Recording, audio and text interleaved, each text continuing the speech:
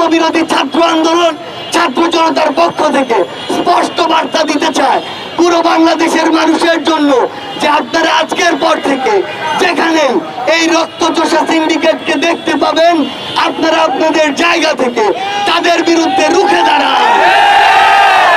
সংগ্রামী ছাত্র জনতা, আজকে আমরা আমাদের আরেকজন ভাইকে হারিয়েছি।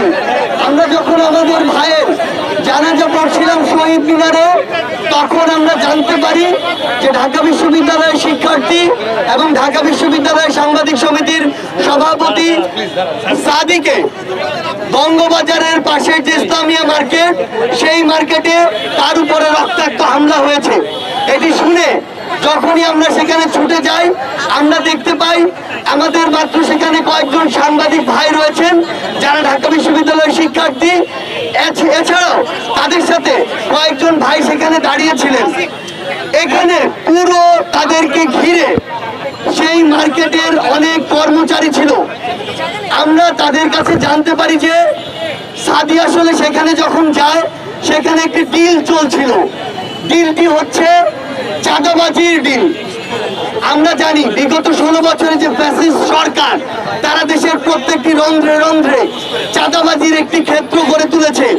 যেই ক্ষেত্রগুলো আমরা প্রত্যেকটি জায়গায় দেখতে পাই, সেখানে যখন তারা এই চাঁদাবাজির বিষয়ে জানতে পারে, তখন তারা যখন সেখানে যায়, অন্যান্য যারা রয়েছে সেখানে তাদের যারা সিন্ডিকেট রয়েছে, যারা আওয়ামী লীগের দালাল ছিল, তারা একটি ডিল করছে।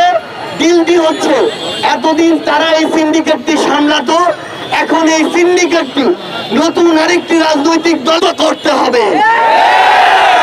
আমাদের জায়গা থেকে স্পষ্ট বার্তা, ছাত্র জনতা যে স্পিরিটের সাথে এই গণ অভ্যুত্থান করেছে, এই স্পিরিটের সাথে এই ধরনের চাঁদাবাজি, এই ধরনের সিন্ডিকেট কিংবা এই ধরনের সিন্ডিকেটের হাত বদল কোনোদিন প্রাসঙ্গিক নয়।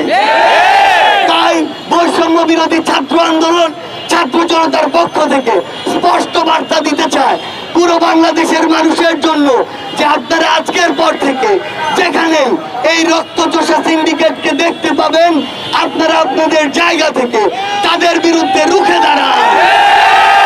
এবং আমরা আপনাদেরকে বলতে পারি, এক্ষেত্রে রাষ্ট্র আপনাকে সকল ধরনের আইনি সহযোগিতা করবে। আমরা সর্বশেষ এই রক্তচোষা সিন্ডিকেটকে সাবধান করে দিতে চাই, যদি আপনারা এখনো সাবধান না হন, 5ই আগস্ট দেখার পরও এখনো যদি আপনার মধ্যে ওই সাবধানতা না আসে, তাহলে মনে রাখবেন যে এই ছাত্র জনতা 16 বছরের ফ্যাসিস্ট সরকারকে পতন ঘটিয়ে দেশ ছাড়া করতে পারে, তারা আপনাদের বিরুদ্ধে সকল ব্যবস্থা গ্রহণ করবে।